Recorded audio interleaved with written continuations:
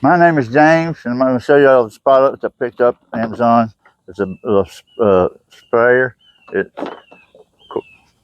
cordless. Charge it up, just C charge. I'm going to demonstrate it for y'all. I'm going to mix up a little. It's got a little ratio cup on it. Show you how much product you can put in there, weed killer or cleaner or insecticide or just whatever you're going to use it for. It's pretty versatile.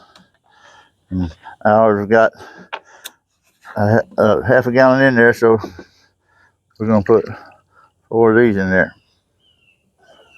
And I'm going to demonstrate how good it works. I'm going to spray some panels over here.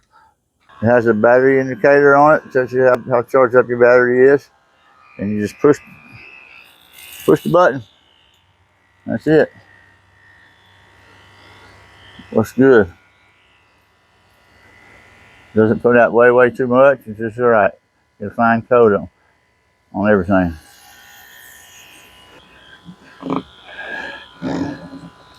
Check it out. I'll get y'all one. That's off. On, sprays good. It comes with a couple of different heads on it. Telescoping wands. It's all good. Maygrove.